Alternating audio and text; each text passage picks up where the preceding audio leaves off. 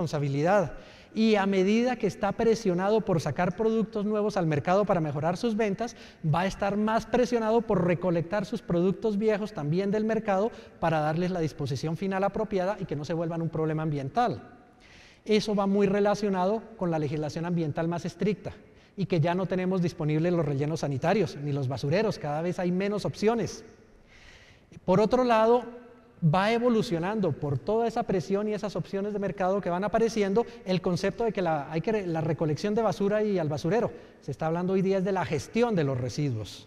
Se trata de convertir residuos en materias primas, y entonces ya se llaman coproductos, ya se bautizan de otra manera.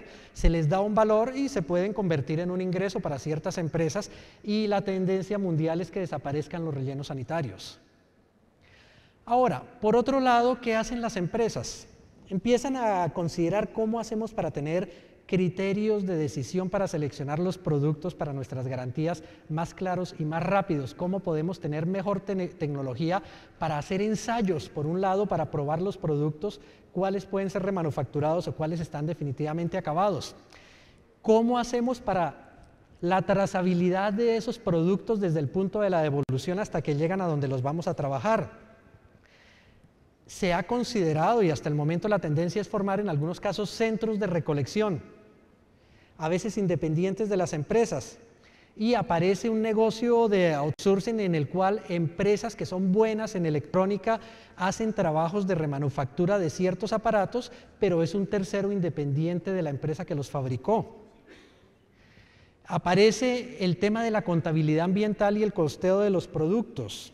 Es decir, los productos no valen solamente por el valor de la disposición final, sino por todo ese valor agregado que tienen en su materia prima y porque le agregamos mano de obra y energía, como mencioné al principio, y empiezan a trabajar en un concepto que lo llaman cero devoluciones, que a pesar de la frase no tiene nada que ver con el de cero defectos. Cero devoluciones se refiere simplemente a que un producto que salió de la fábrica, algunas tienen la política de que jamás debe regresar a la fábrica.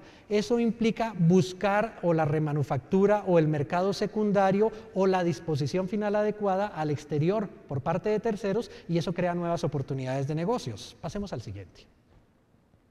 Entonces tenemos acá un ejemplo de una empresa que encontró una oportunidad de negocio. Y esta empresa por sí misma no remanufactura, ni presta servicios de transporte, ni fabrica nada. Simplemente busca a los productores y busca a todos los que prestan servicios de outsourcing. Entonces busca a los que prestan servicios de call center, reparación de equipo electrónico, remanufactura de final de vida, tecnologías de información, reciclaje, todos los relacionados con esos temas, y los pone en contacto con las empresas que requieren esos servicios. Pasemos al siguiente. Esta es una empresa que se dedica dentro de sus temas a la logística inversa y la recolección de productos. Puede haber casos especiales en los cuales haya una devolución muy importante de un lote, por un tema tan sencillo como, no, se fue mal etiquetado, entonces nos toca recolectar ese producto porque se presta para usos equivocados.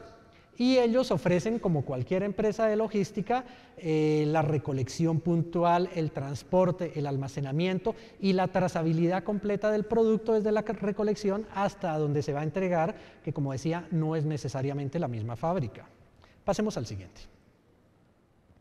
Y aparecen estos señores que tienen una parte de consultoría y que dicen no considere el tema de la logística reversa y su recuperación de productos como algo secundario, por ahí anexo, como que le toca hacer eventualmente. Considérelo como parte importante de la rutina de su empresa y trabájelo como un proceso más de su empresa.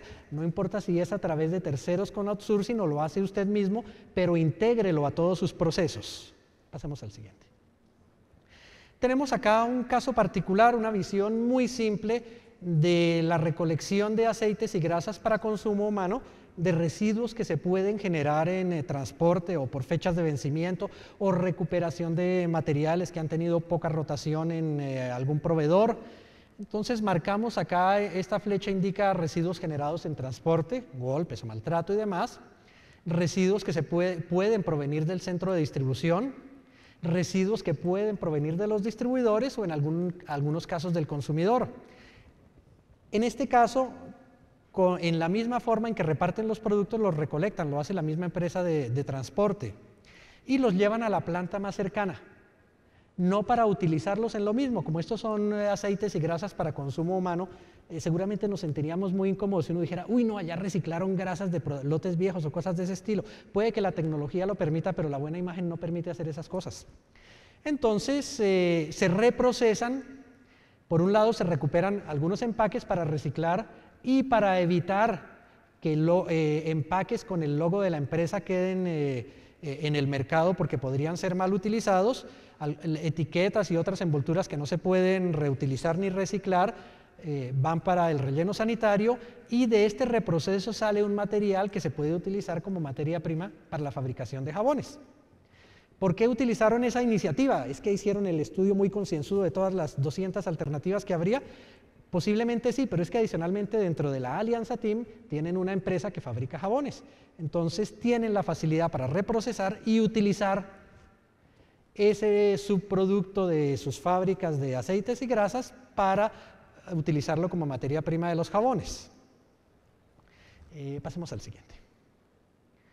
Otro caso de los señores de Unilever, que además de cosméticos y champús y desodorantes y esas cosas, también tienen una línea de productos alimenticios, en los cuales se presentan los mismos problemas, la obsolescencia, los daños en el transporte, en fin, que generan residuos y de nuevo tienen una recolección de productos que van por un lado a la planta más cercana, pero aquí ya empiezan a trabajar con un tercero. Ese tercero hace un reproceso y acondicionamiento de esos productos alimenticios, por un lado cambiándoles el color, la presentación y el aroma. Puede que los productos no hayan vencido todavía y hay que evitar que se produzca distribución pirata de este tipo de elementos, entonces fabrican comida para animales y eso lo venden a las granjas porcícolas. Y algunos residuos que no pueden utilizar, entonces van a disposición final apropiada, pero en todos estos casos vemos, hay que tomarse esa molestia, incluir dentro de las actividades, así como se fueron los productos, devolverlos, desensamblarlos, por decirlo así, hacerles a veces tratamientos adicionales porque no se van a volver a utilizar en el mismo tema para el que fueron fabricados, a diferencia de los teléfonos celulares. Pasemos al siguiente, por favor.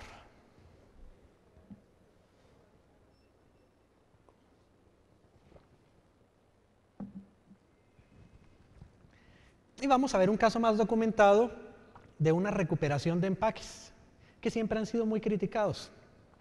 ¿Por qué han sido muy criticados? Porque es muy fácil y muy característico el producto, aunque si uno mira las toneladas de residuos que se generan en el país y uno mira cuántos son plásticos y cuántos son otros productos que van a relleno sanitario y demás, en realidad es un porcentaje pequeño. Sin embargo, hay presión también de la legislación en todo el mundo, en especial en Europa. Hay que recuperar los envases y volverlos reutilizables de alguna manera. Pasemos al siguiente. Entonces miremos este caso particular. ¿Qué hay que se pueda recuperar de un envase de estos de Tetra Brick? Por un lado el papel, el plástico y una capa de aluminio que se utiliza. Esta es la composición del envase, viene todo laminado, y las capas de plástico que parecen, ¿por qué tantos plásticos? Unas capas de plástico son el pegante para pegar el aluminio con el papel y otra es el pegante para pegar el plástico con el papel donde va la impresión. Pero como usan láminas tan delgadas, el mismo pegante se considera en sí mismo una lámina de plástico. Al siguiente, por favor. A grandes rasgos, la generación de los residuos post-consumo de estos envases en particular son 11.200 toneladas al año y en la ciudad de Bogotá 5.000, aproximadamente, digamos, siendo generosos, la mitad. De eso han buscado fabricar otros productos, madera sintética, tejas, cartón, y han montado unas plantas que son capaces de reprocesar una cantidad importante. Miremos el gráfico siguiente, que es más claro que ver estos números así. Las plantas localizadas en Bogotá, entonces, con respecto a la generación total de residuo de Tetra Brick en el país, pueden reciclar un 38%. Y con respecto al residuo que está en Bogotá, sería un 85% del reciclaje de los residuos, en lo cual ya se ha empezado a trabajar, aunque no se ha logrado naturalmente alcanzar este volumen todavía. El siguiente, por favor. ¿Cómo es el proceso a grandes rasgos? Estos señores despachan sus productos y naturalmente se genera algún porcentaje pequeño de desperdicio en la misma planta relacionado con la manipulación y con la impresión, con otras cosas. Eso va para las envasadoras, que son las empresas de lácteos o los que producen los jugos. Esas son empresas envasadoras y a su vez ellos los mandan por sus canales de distribución hasta el consumidor final. Entonces, en todos estos puntos se van generando residuos, incluso el residuo de la disposición, del final de la vida útil del producto, que es cuando ya se comió el líquido, se consumió el líquido. Lamentablemente, uno podría decir que los empaques en general son como residuos que debe añadir uno a los productos, pero es inevitable, en especial en los alimentos. En vista de que el yogur, el kumis y los jugos no los podemos mandar por tuberías como el agua, hay que utilizar algún tipo de empaque, que será plástico, será de cartón, será el tetrabric o cualquier cosa de esas, porque como tenemos tantas opciones de tantas referencias, no podemos colocar miles de tuberías para distribuir a las casas. Entonces todo eso sale, se hace una recolección, va a una bodega de acopio donde se hace una selección, una parte va para una planta de fabricación de madera sintética, otra parte va para una fábrica de cartón, y ahora miraremos, de esta fábrica de cartón se utiliza solo la capa de papel, se recupera el plástico del aluminio, se manda para acá y aquí fabrican madera sintética. Entonces, el siguiente, por favor, que aquí me enredé con esto. Entonces vamos a ver inicialmente cómo de los residuos de esos envases se fabrica madera sintética. Que decir madera sintética es por darle algún nombre, ¿no? O sea, no tiene nada de madera. El proceso de producción se ha hecho como análogo al del aglomerado, pero ahí no hay madera por ningún lado. Es una parte de papel, una parte de aluminio y un gran porcentaje del plástico. Entonces, en este caso se formaron alianzas. La empresa que fabrica los envases realizó alianzas con una cooperativa que recolecta residuos, que se dedica al reciclaje, y con una empresa de producción industrial. Buscó aprovechar pues la experiencia que tienen estos señores recolectores en llegar a muchos puntos para recuperar los residuos. O sea, no quedarse solo en la parte de postproducción, sino llegar hasta el postconsumo, que ahí es donde se encuentra pues, el volumen realmente importante de los residuos. Y por otra parte, ¿qué hacer? Para fabricar pues, la madera sintética no es del interés de ninguna empresa dedicarse a otra actividad diferente a su negocio para darle una disposición apropiada a los residuos. Entonces buscó a alguien que sí tenía la capacidad y como la experiencia en procesos industriales. Pasemos al siguiente, por favor. Entonces, en el inicio del proyecto se recuperaron, se fueron acumulando a través del tiempo en la planta de Tetra Pak residuos postproducción, los cuales hubo que en algún momento picar y convertirlos en pacas. Y por otro lado, cuando empezó a funcionar la planta de madera sintética ya en forma luego de las pruebas piloto y se requirió de más materia prima, empezaron a llegar a las envasadoras, a todos los productores de lácteos y a los de jugos y demás, y recuperar los desperdicios que se generaban. De nuevo, eso trae las operaciones del picado y el embalado para enviarlo como materia prima a alguna de las fábricas que están trabajando ahora con ellos. Miremos el siguiente.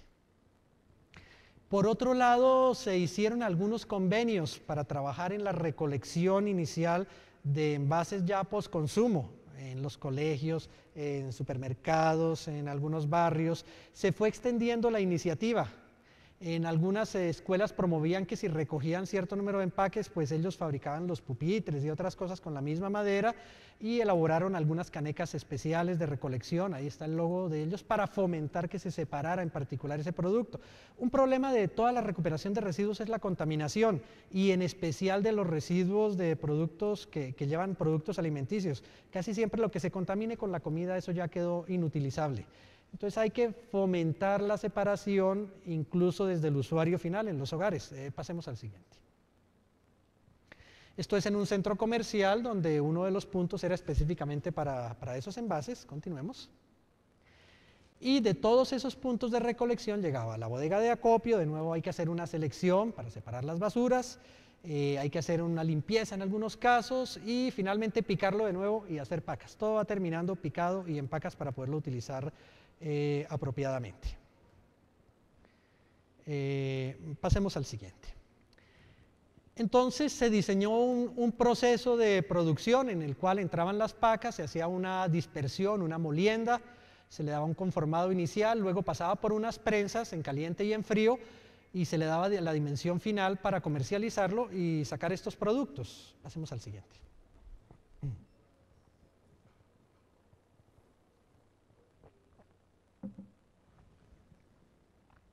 Entonces viene el trabajo de la empresa industrial con la cual hicieron alianza.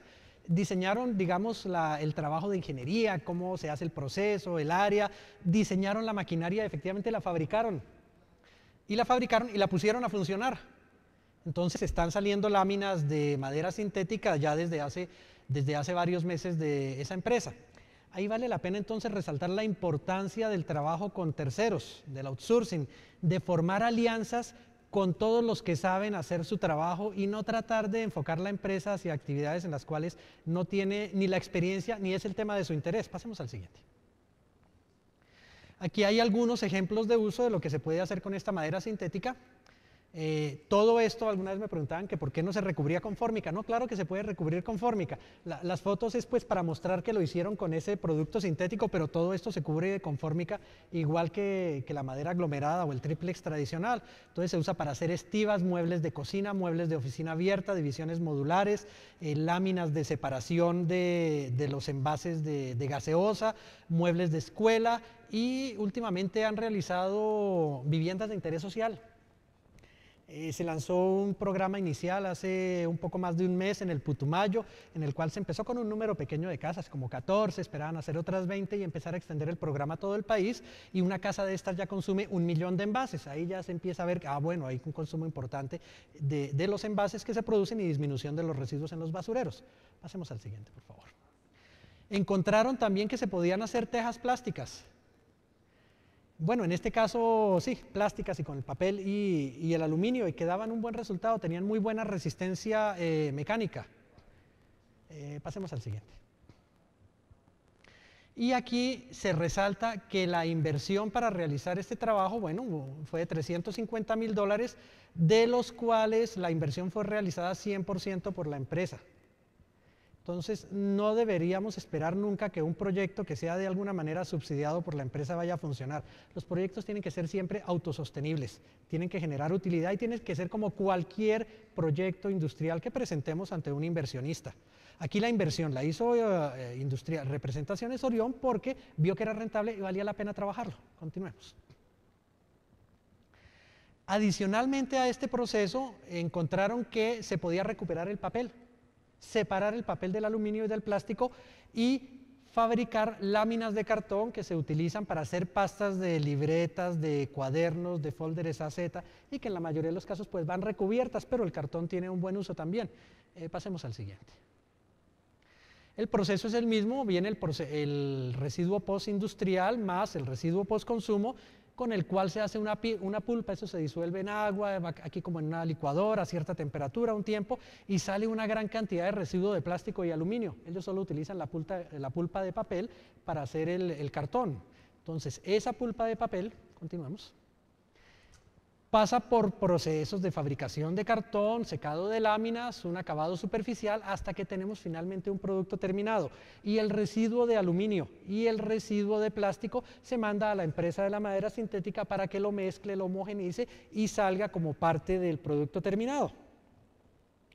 El siguiente, si alguien quiere información adicional de ese caso, bueno, hay que llamar allá a los señores correspondientes del tema que lo han manejado y lo han implementado. Vemos entonces que hay opciones no solamente de los mercados internacionales, sino de los mercados locales, que aquí buscamos a través de la innovación dar soluciones nuevas a problemas antiguos, que estos productos hace tiempo venían saliendo al mercado. Ya me salió tarjeta amarilla, pero ya finalicé. Entonces, estos productos hace mucho tiempo venían saliendo al mercado, pero por la presión de la legislación, la importancia que ha tomado la contaminación, el deseo de mejorar la imagen de la empresa, se buscó una solución ingeniosa, sin necesidad de alguna tecnología nueva, de un costo altísimo, y se le está dando una disposición final apropiada a unos residuos que antes quedaban como un regalo para las próximas generaciones en el relleno sanitario. Por todas estas presiones y porque existen estas iniciativas de mercado y porque se genera utilidad, es que la logística reversa entonces va tomando fuerza en los mercados y se espera que forme parte muy importante de las labores de las empresas, ya sea porque ellas mismas recuperan sus residuos o porque consiguen con terceros que se ocupen totalmente de la remanufactura de los mercados secundarios o del reciclaje de los productos. Ese era el tema que quería compartir hoy con ustedes. Muchas gracias por su atención.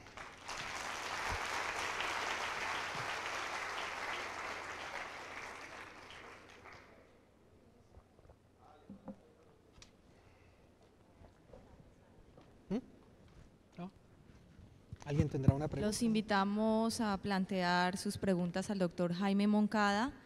Invitamos al doctor Andrés López Astudillo, director del posgrado de Gerencia Logística de la Universidad ICESI y miembro del comité organizador del evento, para coordinar esta sesión.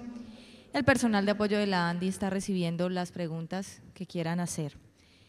Mientras tanto, quiero recordarles que el 11º Encuentro Nacional y Andino de Gerentes de Logística está premiando la puntualidad en la asistencia a toda la jornada académica, con 2 tiquetes a San Andrés entre quienes hayan ingresado puntualmente a todas las charlas.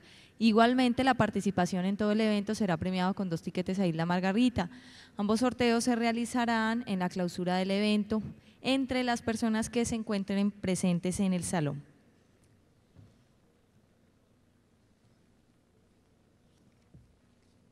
Gracias, Jaime. Tenemos una pregunta.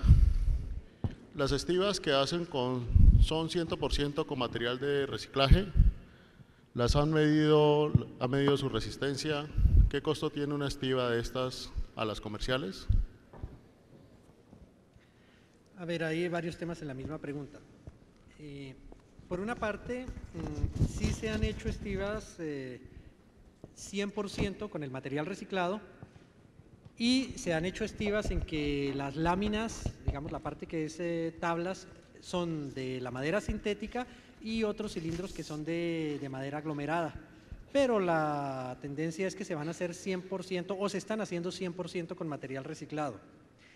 En general, esta madera ha dado una duración mejor que la madera aglomerada, es más resistente a la humedad por el alto contenido de plástico. En cuanto al costo, lamentablemente esa información no la tengo yo. Hay que hablar con los señores que manejaron el proyecto, llamar directamente a los señores de Tetra Pak o a los señores de Representaciones Orión para conocer la información. Ok, la segunda pregunta. ¿Qué papel juegan los operadores logísticos y agentes de carga en este tema? ¿En Colombia alguno está afiliado a SECODES o es parte activa del tema ambiental? Ahora, en cuanto a los operadores logísticos, efectivamente juegan un papel muy importante. Es más, es de importancia fundamental y este es un tema básico de manejo de logística, que es el transporte de materiales y productos de un lugar a otro, que se espera que se recolecten de una cadena. Hay que crear la cadena y darle un valor a los productos para que alguien se interese en recuperarlos y utilizarlos para algo. Y no tenemos en este momento en el SECODES una empresa afiliada que sea solamente de logística. Pero en el momento no hay un operador en Colombia que haya un operador logístico que se haya dedicado exclusivamente a la logística reversa. En este momento son iniciativas, pues lo que hemos visto en el mercado son iniciativas de las empresas por sí mismas, empresas productoras.